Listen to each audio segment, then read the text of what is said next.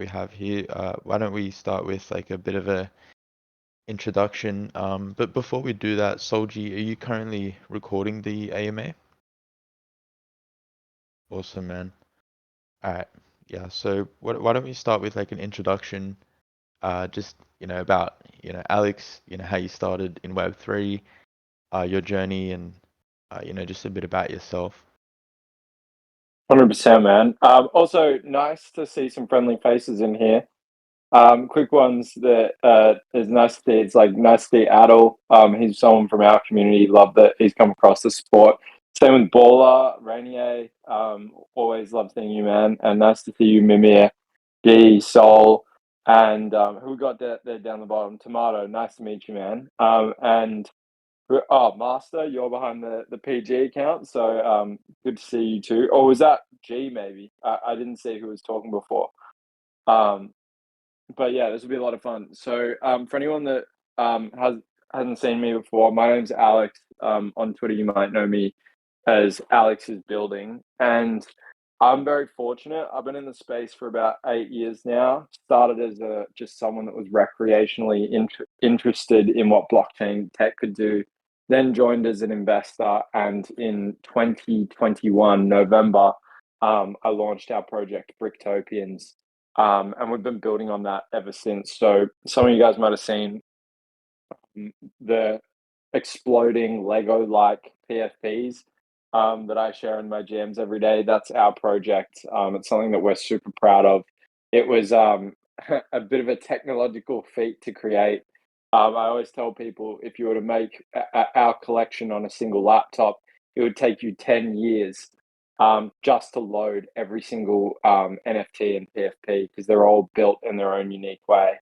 Um, but when we built them here in Melbourne, we had to hire a team and infrastructure that could actually pull this off. And so, if you imagine like a Bitcoin mining rig room, like you see in like Iceland and all these countries where they're mining Bitcoin like crazy. Imagine that pointed at the physics and the rendering behind an NFT collection, and we took all that technology and we pointed it at our PFPs over the course of 5 weeks of pure loading time. So if you imagine like a Bitcoin mining rig pointed at loading PFPs over 5 weeks, that's how you create Bricktopians. So we're super proud of the collection that we stand upon today, and we're excited with what we've got coming next with the Brain Boot. Some of you guys might also know me from all the jobs that I post on Twitter. Few people have actually been reaching out because they've been fortunate enough to get jobs from it. So really passionate about highlighting opportunities in the space and yeah, making it really easy for you guys to create a life of your own in Web3. That's awesome, man. Yeah, man, that sounds really cool, and I think the use of the technology with the PFPs that you're creating in Bricktopians is really cool. I think the idea is, I mean, the concept is really, it's unique, and that's what makes it cool. So, tell us a bit about how you ended up, being the co-founder of Bricktopians, and a bit about that journey there. Yeah, it was really simple actually. I was trying to create an NFT sneaker with my co-founder. His name is Law Degree. He's the artist behind our collection. And manufacturing was shut down, or it was really backlogged, I should say, in 2021 because of COVID, and it was impossible to get anything made. And so you can actually find an article about us in May 2021. We were one of the first like groups to ever make like physicalized NFTs. And we started going down that road, but because we couldn't get the shoes manufactured, we had to pause that project and not go through with it. And then what was really cool is we started to see this PFP meta emerge. And when that started to really take off, that's when we got really excited because it was this beautiful intersection where it was like the perfect blend of his skill set, which was visual art and 3D art, and my skill set, which was understanding how to market in a blockchain context and a Web3 context. And so we kind of joined forces and we're like, all right, this is the opportunity. We're going to go all in on this. And thankfully we did. It's been awesome ever since. We've got an incredible community. We're one of the few what I would call mid-sized NFT projects that's actually delivering in 2023. And so we've been really happy with the progress that we've been making so far. And yeah, it was an awesome way to launch a project with someone. I love to be able to essentially be the mouthpiece for the project because my co-founder, he just makes us and makes me look good with all the incredible things that he's made for us and Bricktopians. Nice. Yeah, that's awesome. So I see you mentioned there that your strengths are, the marketing aspect of a project and being the face. Would that be right? Yeah, very much so, and Nice. very much so. And it's funny, that happened very much by accident. It's like when you go to launch, I think like we all now know what an NFT project is, and we have very strong stances on what an NFT project is. But and it's like we can often feel like the way it is now is the way that it always was. But in 2021, launching an NFT project was very much positioned as bringing art into the world, right? Like it was Yep. art and then some like a roadmap and what you were going to build next. And it was very much like centered around the visual and the building. Yep. But what quickly happened is that as the meta evolved and projects were rugging, and like it really unfolded a bit after, let's say, around like April 2022, it was becoming so important for founders to be like omnipresent. Like just you could always see them. They're always active. You knew they were still engaged. You knew they cared about what they were building. And so in around July, up until probably July 2022, I was more of a builder within the community. Like everyone in our world knew what we were doing. Everyone in our world knew me really well, but I wasn't as much the face of what we were building outside of it. But it was becoming clear with founders like Frank, D-Gods and Luca, and everything he's been doing with Pudgy that it was really, really fundamental for projects to have a face, right? Like someone to get behind. And so I was only on around like 2,000 followers at the time. I was an absolute novice at personal growth on Twitter. Like I had no idea what I was doing. I was just brute force figuring it out. I just put in like hundreds and hundreds of hours into developing on Twitter, and that really gave us more of a voice to amplify our message. And what's been really cool is like the more active that I've been externally in Web3, the more relationships we've developed. Like this, us being in this AMA right now is like a perfect example of that. Like none of this would have happened if Sean and I hadn't met through the general networking that you have when you're a founder that's active and vocal in Web3. Sean and I have actually shared a stage together. It's in my Twitter banner for anyone in here that hasn't seen that. He's an absolute legend. I got lot of respect for what he's built and what you guys are building in here. But yeah, the marketing stuff from a more personal perspective, really, I kind of grew into those shoes because I saw that was the way that we were going, and it became very necessary. And I'm kind of glad that I was not like forced into that position from a like community and project side, more like the universe was demanding that of us. Yeah. And I'm really glad that that was the case because it's actually been really fun to be more active as a individual in this Web3 environment because I've gotten to meet so many amazing project founders and creators and people just doing awesome stuff. And that's what's been really awesome is the amount of those people have then come in and joined our world in Bricktopians. For sure, yeah, and I think you touched on some interesting things there, like the way that Web3 has sort of shifted. How in 2021 it was about the art firstly, and then after the art was the roadmap, and people were generally pretty happy. But obviously things changed and morphed over time. But and even touching on the meeting Shan and whatnot, even like your Twitter banner, I was there for that Melbourne event, so that was really cool. But it's really nice to know that you and Shan are connected, closely being in Australia. But yeah, so touching on what you spoke about, so when the market sort of shifted So, people started talking about use cases rather than art. Do you think that had an impact on you as an influencer? Do you think that, you had more things to talk about? The space got a bit more broad, bit more interesting. How did that impact your, growth as an influencer? Yeah, it's really funny. Like I yeah, to go back to that like period of time, the way that Bricktopians really like almost was invented, so to speak, was um when and I was actually talking about this on a podcast with Leon Abud, who some of you guys might have seen on Twitter before. And it's like at that period in time, I knew if we just had better art than everyone else, that we would win.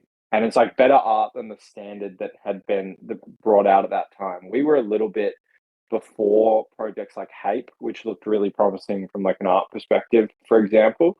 And so it was like purely like quality of the product. That's how you won.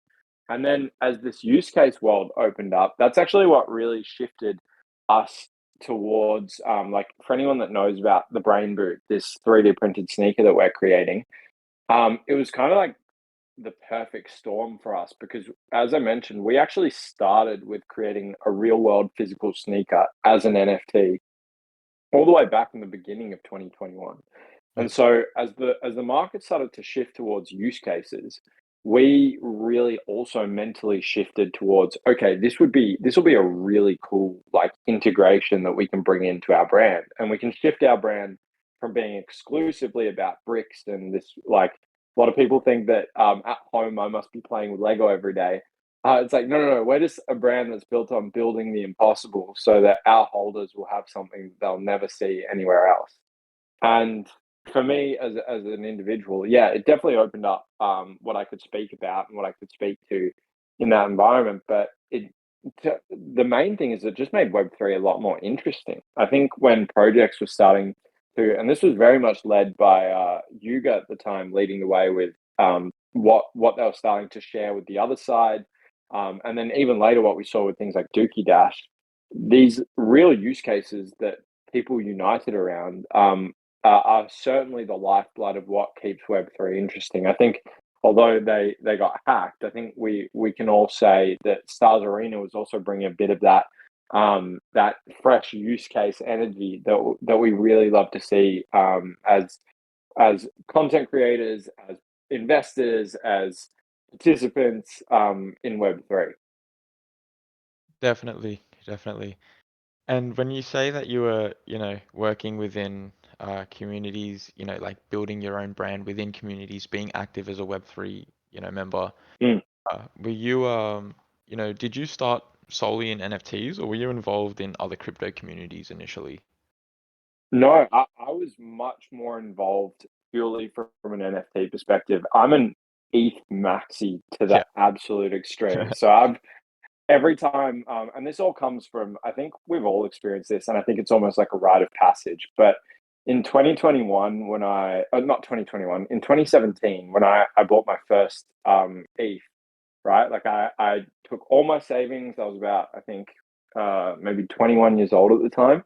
I just went, that's it. I'm going all in on ETH. And it started to do really well. So this was like very early in 2017. And then I thought I was the smartest person ever. I think we all get that feeling where you're like, wow, look at this. I'm killing it. Like Yeah. I know exactly what I'm doing. I'm gonna take all the profits I've made over here and I'm gonna put it in this shitcoin that no one's heard of because it says it's the Ethereum of business, right?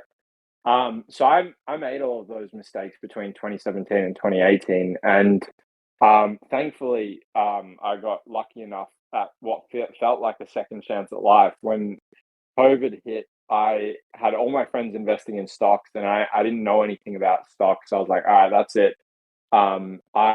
The technology behind ETH hasn't changed. This is my opportunity to get back in at a similar entry price to what I originally bought at. But because of that, I've kind of been very single-minded in my approach. I really care about but being involved in things that have staying power. And that's why even when people have asked me, like, hey, Alex, like, would you ever bring Bricktopians over to another chain? Whenever these chains were getting hot, right? Like, we're seeing it with Solana, seeing it with even like ordinals and many other use cases. I would always say no, because I want to be in the environment. Not that I think those chains or environments don't have potential, but I want the one that's clearly got the staying power and the biggest market. That's the environment I want to play in. And so for me, going all in on Web3, I'm very grateful for. I actually, one of my closest friends is actually downstairs right now. He's the one who got me into it, which was I'm a massive NBA fan. And so when NBA Top Shot came out, and I bought my first what they call moments, which is essentially a trading card, but it's a highlight of a play in basketball. I was like, oh, this is it. Like that was like that first hit for me. I was like, this is what I want to do for the rest of my life. This is the intersection of blockchain and crypto that I love, and the intersection of culture. And that's just where it was so clear that NFTs were about to blow up. And so from that moment onwards, I was addicted. I still remember, I don't know if you guys ever saw it, but that video where Gary Vee had just discovered NFTs and he's like, oh my God, this is so obvious. Like, this is the next big thing. And it's funny, like, we see these use cases that were hyped at that time kind of fade into non-existence now, but nothing has changed. The technology hasn't changed. Almost every collectible that it is now a relevant collectible 10 years ago or 20 years ago was not thought of as a collectible. And so I'm mega bullish on the space, and I'll definitely be sticking around. Sure. Yeah, I think it's interesting how you said the second chance at life at during the period of COVID. I think quite a lot of people might have experienced that as we saw a lot of people, join the NFT space at that time. But talking about that, so growing, as to where you are now, have you found it challenging as an influencer on X since the NFT market has lost traction? And if so, like, what have you done to counter that or, occupy your time per se? Because obviously the NFT market has seen some blood, and, influencers may have had to change strategies in saying that. So what are your thoughts on that? Yeah, so it's really interesting. It is like even at I just checked now. I'm at 39. I'm just under 40K followers at the moment. And I remember 6 months ago or maybe 8 months ago, where if someone had like roughly like 40K followers, you would just see it grow passively, like 100, 200, 300 a week, like without even breaking a sweat. Like that was just the standard.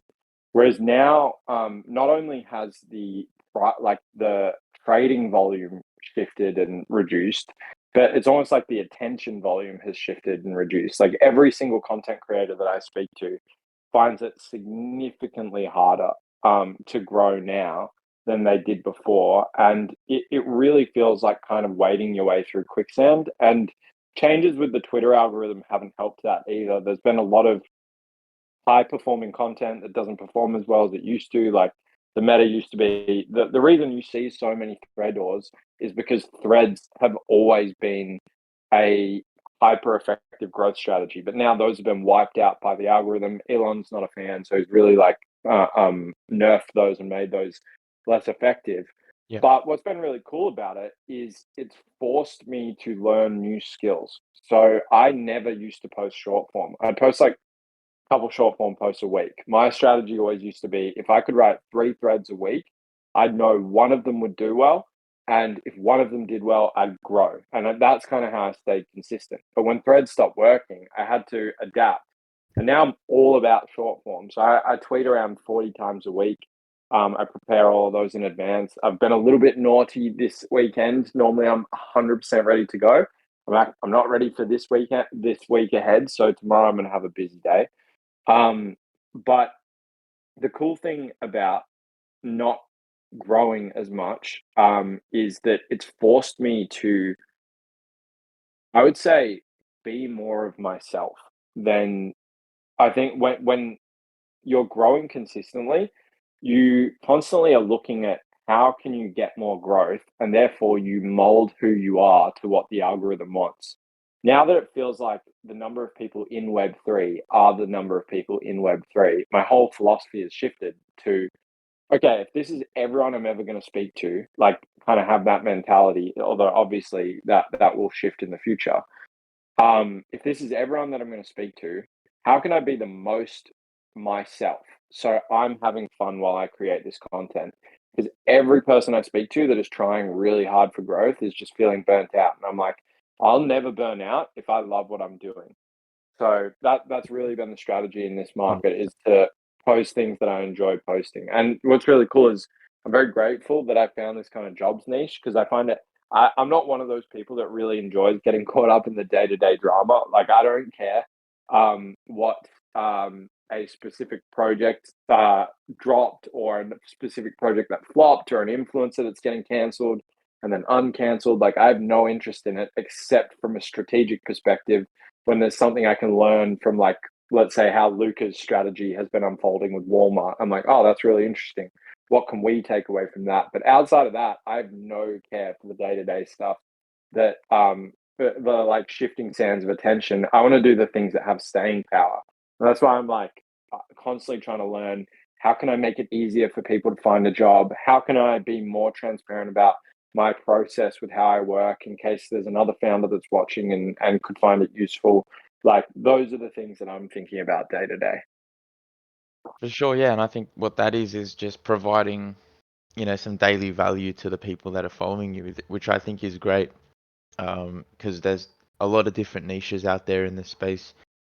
Some are interesting, some are quite generic, but what you're doing is educational, and I think that's really good because, as you spoke about, it's quite easy to fall in, different pits of an influencer and, having different habits. Some might be negative, but, just pure education and consistency, I think, is just, nothing but value.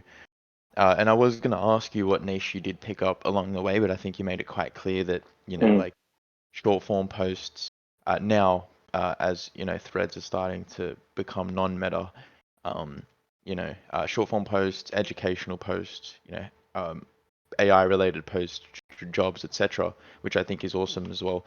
But and you did speak about algorithm as well, which is another topic which is quite hot within being an influencer. And in saying that, uh, do you think much about algorithm, or are you a 50-50 guy? Bit of a balance. Don't think about it too Yeah. much. Yeah. Oh, sorry to cut you off, but yeah, No, go ahead. I don't think about the algorithm too much, except for what I would call like the landmines, and I think other people talk about this idea of landmines as well, Mhm. which is you I pretty much I don't go like, oh, if I add an image, that'll boost it in the algorithm. I have to add an image to every tweet that I put out, right? Like a lot of stuff I like to really just free thinking, just like flow it and do what feels right. And if it feels like it needs an image, I add an image. But on the flip side, if you add a link to your post, you pretty much kill the post. If you swear in a post without censoring one of the letters, the post is dead, right? There's like all these landmines that you have to avoid. So I only think about like the negative ones to avoid. Never use the word like threads, for example, right? Like everyone writes Twitter threads, but then Meta came out with threads, and now that word has been pretty much shadow banned. So if I wrote has anyone seen any good threads recently? Like if I wrote that as a tweet or a post, um, it would literally get like 40 views. It would get no exposure whatsoever. And so I'm conscious of the landmines. I don't think too much about blowing up. The only thing that I definitely a weakness of my strategy that I am happy to accept is that I don't really write about trending topics. Um, and the reason for that is the time that I spend doing my core work is just so important to me. So I prepare as many of my tweets in advance. So if I'm preparing a tweet on Monday that's going to get posted on Friday, I can't really know what the news of the day is going to be on Friday. So my Friday tweets are going to be tweets that could be posted any day of the year. It might be about my work process. It might be about what we're building with the Brain Boot. It might be a job post, like any sort of tweet. But these aren't going to be things that have come up that day. Whereas the best way to grow is to just constantly ride the waves of the story of the day. The only issue with that is if you do that so much, you end up becoming washed out and you don't develop a brand. You're like replaceable. And if if you stop posting, then people won't go, oh, I haven't seen Alex in a while. They'll say, oh, I'll just wait for the next person to post that same news story or a very similar take. Yeah. But it is a good way to grow. Definitely. Yeah, no, that's very interesting. So I think what was very interesting was the landmines that you mentioned, like, that's something that I haven't heard of personally, but something that is quite crucial to know, I think, is that because what you said is, I think I agree with is that, obviously, um, the algorithm might have things that you must avoid, but obviously a balance is needed, and not worrying too much can work as long as you just avoid what is crucial, which is what you've mentioned, landmines, which is very interesting to me. So, links, swearing, words like threads, etc. I think, as long as people are wary of these things, that there isn't much to worry about other than, creating good content. But yeah, that's yeah, really good input. But moving, toward your journey as an influencer, I think, because first of all, thanks for all the honest inputs that you've been giving, because the main idea for this AMA is that, people just get some insights on, someone that's sort of solidified in the space and, what the journey is like for them. But, so much thanks for the, the honest answers. But, um, as you've solidified yourself, um, it's been a couple years since you could say, yeah, couple years, few years since the NFT space has been rolling on. So much has happened. Do you have any regrets looking back, as you've built your brand and you've had your journey? Are there any regrets in the journey of yours that you look back on? 100%. The biggest one is make hay when the sun is shining. And I think, like, I used to think I worked hard then, but I work even way harder now. And maybe not harder, but just like way more efficiently.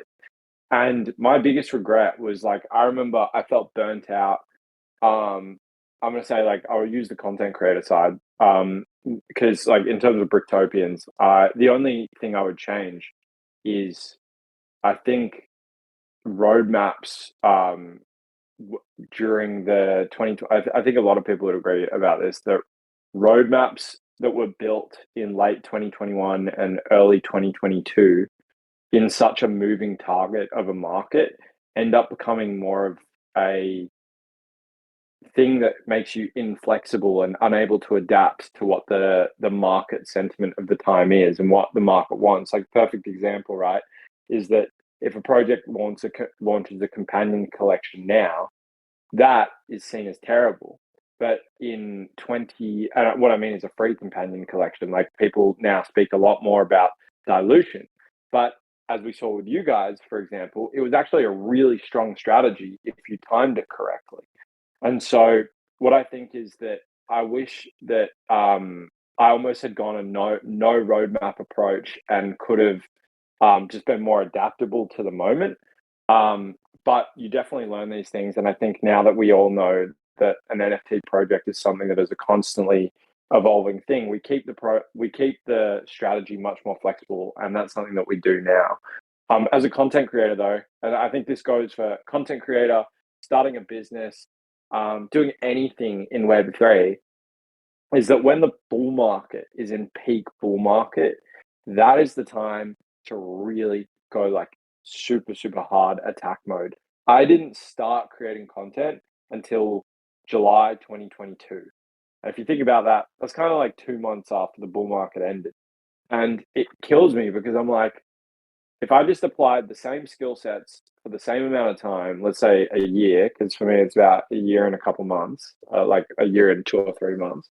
If I just applied the same skill sets, but a year earlier, the difference is not what would not have been like 5 or 10K followers. The difference is like 100,000 followers. Like, Sean's actually a great example of this. He's massive because he was really active and like a really vocal voice at that time.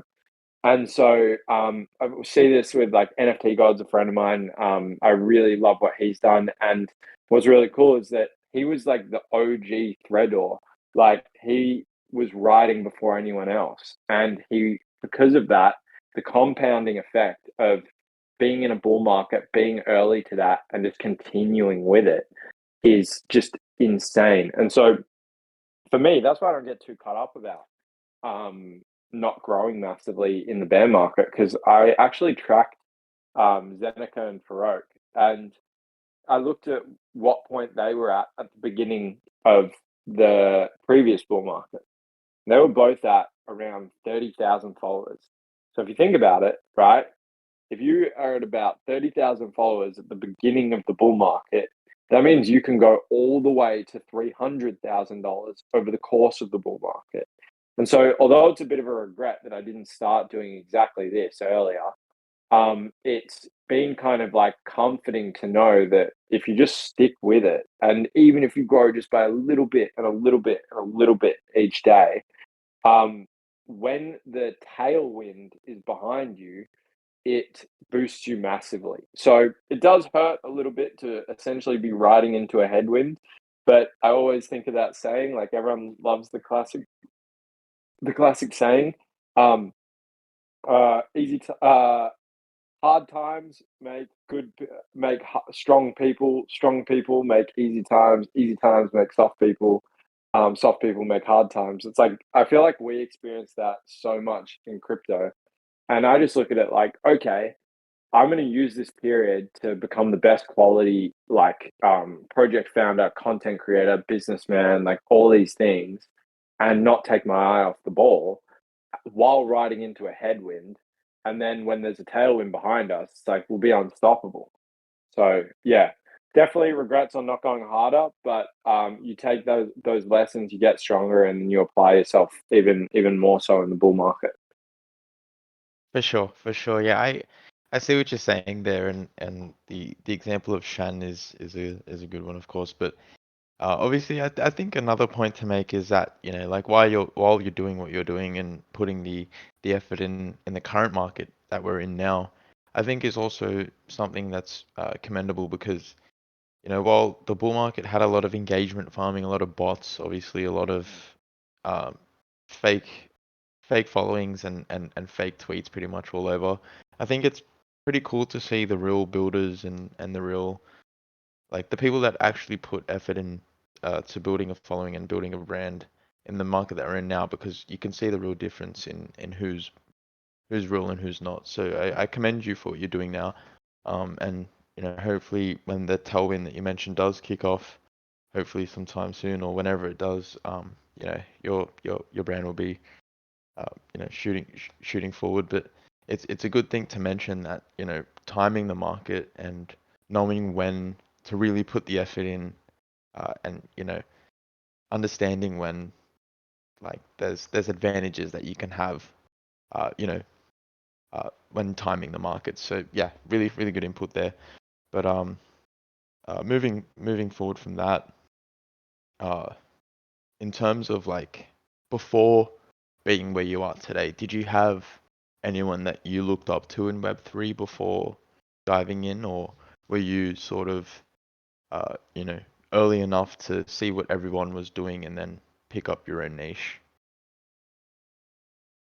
Honestly, NFT God, he's been like him and I have been friends since he was at like 10K followers. Like I actually bought a Clonex because he wrote an article that I really liked. And he wrote it like I think this was like maybe March or something in 2022. A friend showed me an article by him, and I thought it was awesome. Which was he was talking about how Clonex has a bigger total addressable market than Bored Apes, and I found that really fascinating because I was really obsessed with sneakers and the potential for digitization of sneaker collecting at that point in time. So I when I decided I'm going to start creating content actively, um, you mentioned like there were engagement farmers, there were botters, there were people just saying who's active, and that's all you saw across the timeline.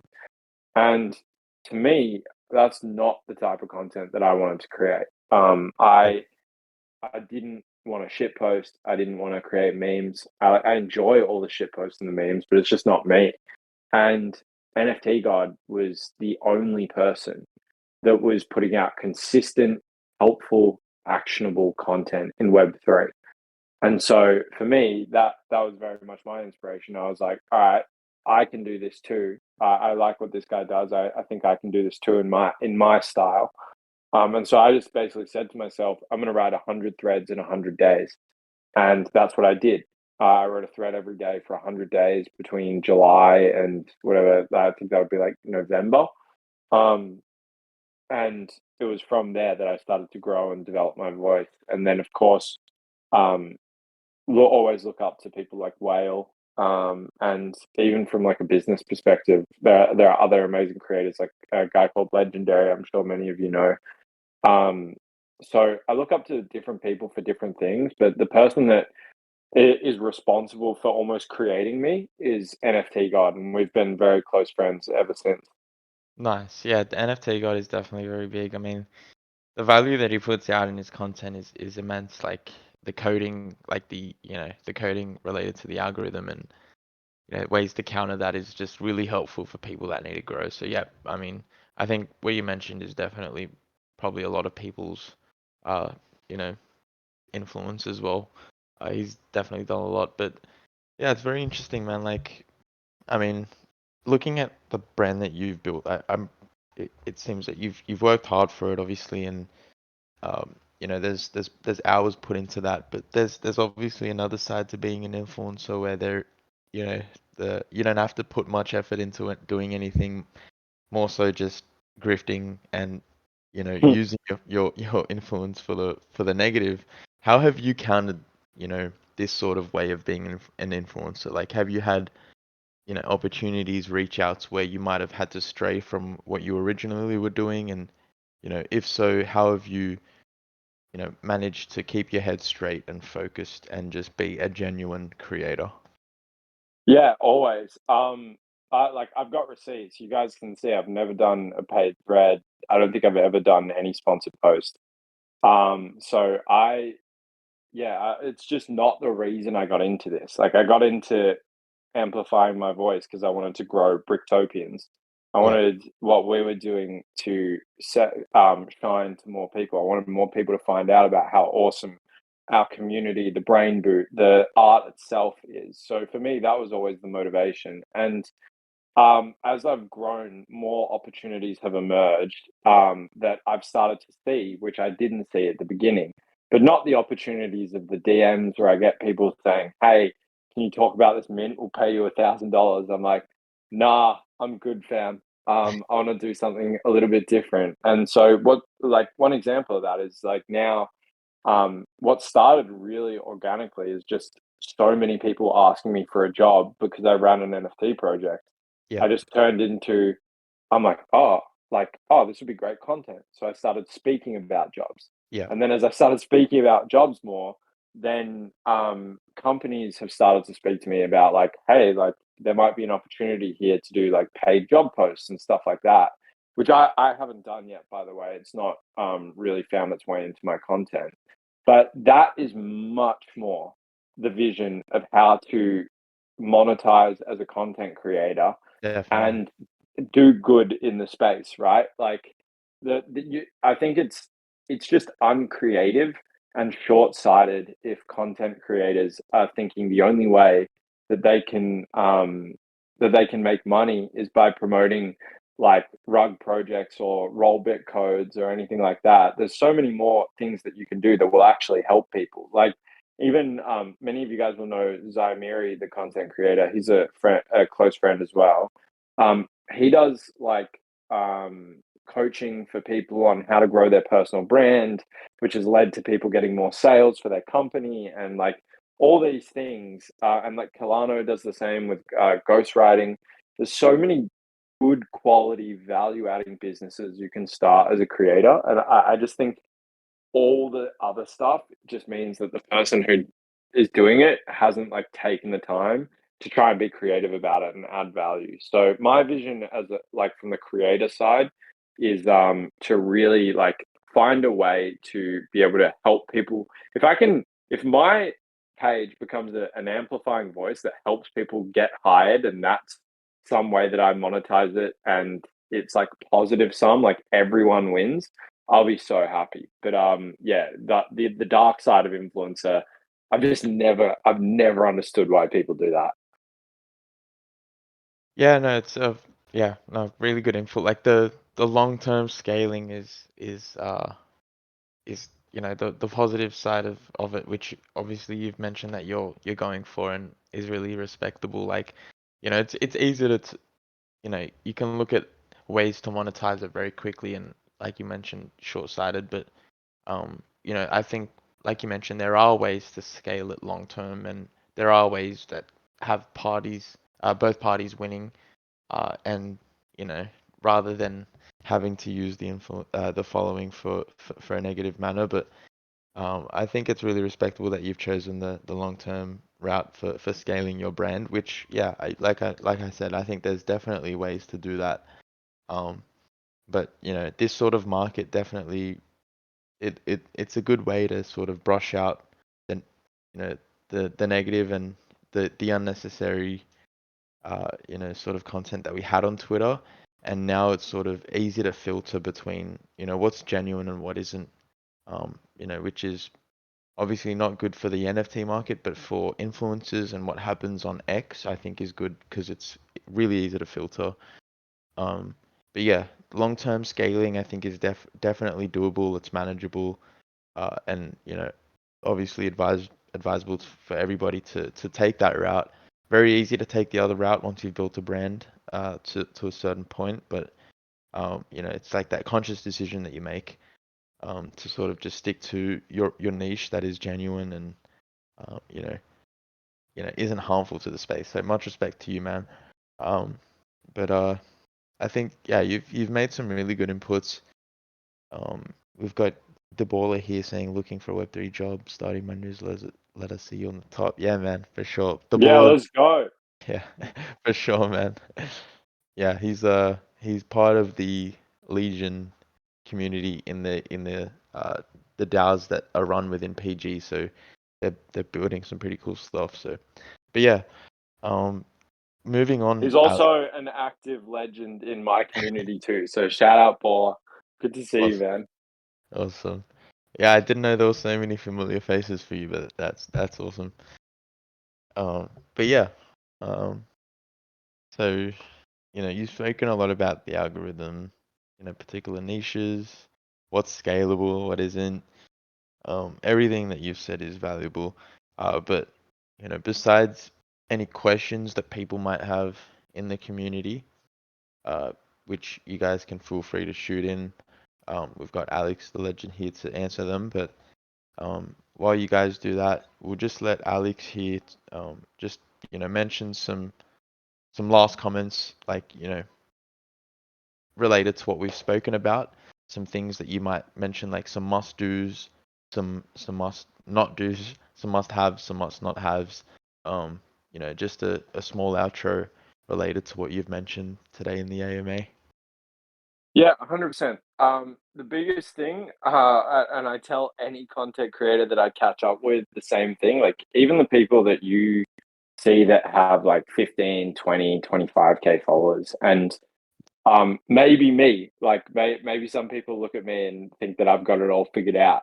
And what I find is that all of us talk to each other and realize that no one really knows what they're doing, and everyone is figuring it out, and everyone is evolving, and everyone is adapting, and everyone at different points feels like they have absolutely no idea what they're doing, and that they got lucky, and that what has been working isn't going to work again.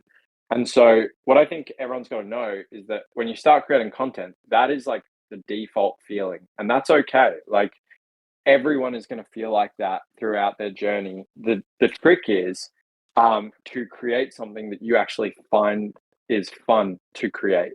So it's the sort of content that you can make that even if it doesn't perform well, you enjoyed making it. And the trick that I've found to get figure out what that is there's an appropriate amount of volume that everyone can hit. Like, for example, I really tried to push myself one week and I got to 70 tweets in a week. That was a terrible way to live life. But for me, 40 is manageable. And I've created systems over time that is like really appropriate. But for you, it literally just might be a GM every day and one extra tweet. So I think volume is really important. And then also um, finding something that you are genuinely interested in. Everyone thinks they need to be an expert, right? Like you see what all these other people post and you think, oh, I'm not an expert. Like this person's like commenting on, let's say, how they built an NFT collection. I wish I could talk about that, but I'm just at the beginning of my journey. What most people don't realize is that every single person is an expert of their own experience, and every single person has someone who is behind them. So if you've just started learning about how an NFT is actually created, there is someone who has no idea how an NFT is created. And so if you post what you're learning as you learn it, and you just learn about things that you're interested in, guess what? You are now a content creator. And you can do that for as long as you want, part time, while you still have a job. And you can do that over time. And guess what? It is an asset that will one day either pay you awesome money as a side hustle because you'll find it a fit. It's either a business or something that relates to what you're doing, or it'll let you go into Web3 full time, which for me is the dream. That's what I want everyone to be able to do. That's why I share the jobs. That's why I also create content. I think there's going to be some awesome avenues to create this like self-sustaining engine down the line as well. So um, for anyone that's on the fence, like my biggest regret, like I was talking about this, was that I didn't start earlier. And I think everyone should get started if they're on the fence about it. But don't overthink it. Just post about what you're interested in and try to get a little bit better each post.